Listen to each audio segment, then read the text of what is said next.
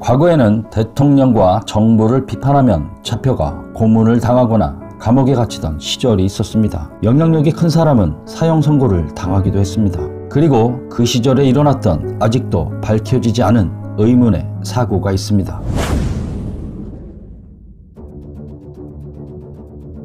당시 발행 부수가 10만 부를 넘어 조선일보를 앞설 정도로 핫했던 월간지 사상계. 당대 지식인이라면 이곳에 글 한 편 정도는 실려야 인정해줬고 대학생을 비롯한 독자들에게 뜨거운 반응을 얻었습니다. 시대상을 반영하여 정권에 비판적이었고 권력자라면 사상계를 좋아할 리 없었습니다. 발행인은 장준하는 일제강점기 학도병으로 징집되었으나 탈출하여 광복군에 합류했으며 해방 후 김구 선생의 비서로 통일운동에 매진했습니다. 사상계를 통해 당대 의식 있는 지식인들은 이승만 정권을 강도 높게 비판했고 4.19 이후 이승만을 하야하고 민주당 정권이 들어서게 됩니다. 하지만 박정희를 비롯한 군부 세력이 쿠데타를 일으켜 권력을 장악했고 정권의 비우호적이며 비판적인 사상계는 눈에 가시였습니다. 1961년 발행인이었던 장준하와 함석원은 중앙정보부로 끌려갑니다.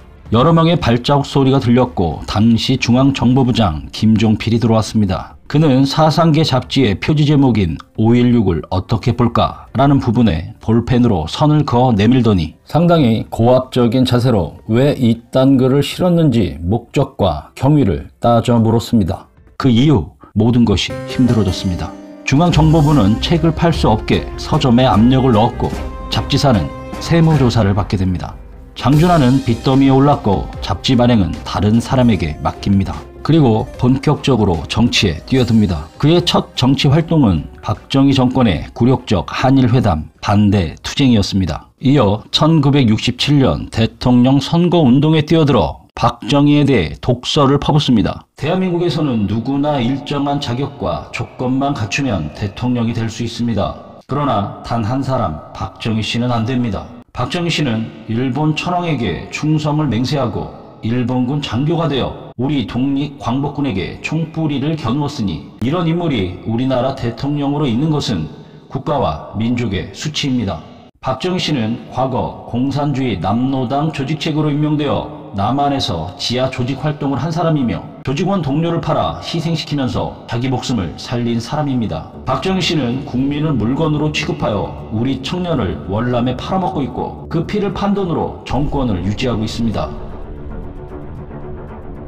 이 일로 장준하는 국가 원수 모독죄로 구속됩니다. 장준하는 옥중에서 국회의원에 출마합니다. 유권자들은 광복군 출신의 장준하에게 몰표를 몰아주어 국회의원에 당선이 됩니다. 장준하는 어렵사리 국회에 진출했으나 10월 유신으로 정치활동이 불가능해졌습니다. 그래서 이에 맞서 유신 헌법 개헌을 위한 100만인 청원 서명운동에 착수했고 10여일 만에 무려 30여만 명이 서명에 참여했습니다. 이에 놀란 박정희 정권은 긴급조치권을 발동하고 장준하를 체포했습니다. 긴급조치란 대통령이 맘대로 헌법에 보장된 국민의 자유와 권리를 정지시키고 군인도 아닌 일반 국민을 비상군법회의에 세워 잡아 가두는 권한입니다.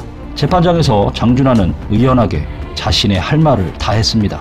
그의 대가로 15년 징역형이 선고됩니다. 이에 국내뿐만 아니라 미국 정부에서도 박정희 정부에 장준하를 석방하라는 강한 압박을 합니다. 장준하는 지병 악화 등으로 구속된 지 11개월 만에 가석방됩니다. 그러나 제야의 대통령 박정희의 천적이란 별명답게 박정희에 대한 비판은 이어졌습니다. 장준하는 참 이 시기에 일본으로 망명했던 김대중이 납치되어 한국으로 끌려왔고 빨갱이로 몰린 서울대 최종길 교수는 중앙정보부 앞에서 사체로 발견되고 인혁당 사건 관련자 8명의 사형이 집행됐습니다. 이런 유신 정권 하에 교도소는 막걸리 방공법, 즉 입 한 번 잘못 돌려서 잡혀가는 서민부터 대학생, 제야 인사들로 넘쳐났습니다. 석방 후 건강을 추스리고 있는 장준하에게도 여러 갈래로 뭔가 진행되고 있으니 몸조심하라는 경고가 들어오고 있었습니다.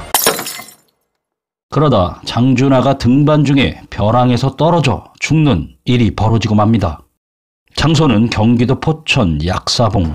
그런데 이상한 게 사인은 실족 추락사인데 사체는 두개골의 특정 부위만 함몰되고 엉덩이뼈가 손상된 것 외에는 상처와 멍도 없이 멀쩡했습니다. 발을 잘못 디뎌 굴러 떨어졌다는 사람이 옷이 한 군데도 찢어지지 않았습니다. 동아일보는 추락사가 아닌 의문사 가능성이 짙다라는 기사를 보도했습니다. 당연히 그 시절에 제대로 진상 규명하기는 어려웠을 테고 4년 후 박정희는 김재규에 의해 시해됐습니다. 세월이 흘러 문민 정부가 들어서 정부 차원의 조사가 있었으나 진상규명 불능이라는 결론을 내렸습니다.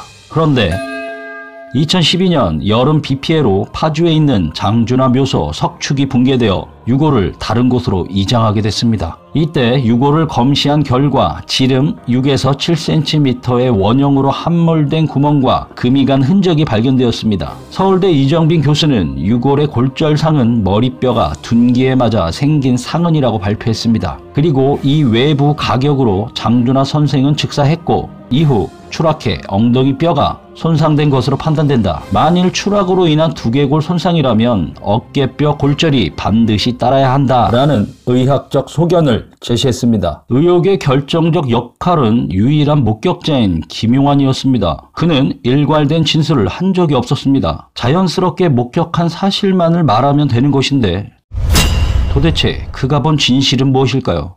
김구를 암살했던 안두희의 진짜 배우도 아직까지 해결되지 않은 중대한 의혹 중 하나입니다. 장준하 선생을 왜 죽였냐고? 당신이 뭔데 그래요? 고발을 해요 차라리. 당신은 그렇게 내가 고상만 씨를 내가 만나가지고 고상만이 그 새끼 일로 오라고 그래요. 그래야 당신이 범인이라는 거야. 확실한 고상만이 오라 그래야. 뭐야? 당신이 안 그랬다는 거야? 양심을 갖다 고백을 해봐. 그런 장준하 선생을 죽게 했으면 양심 선언을 해보라고 얘기를 해봐. 안 죽였어? 말을 왜 안 못해? 그럼 누가 죽였어? 그럼 누가 죽였어 인마? Admit that I'm afraid if I let go of this pain.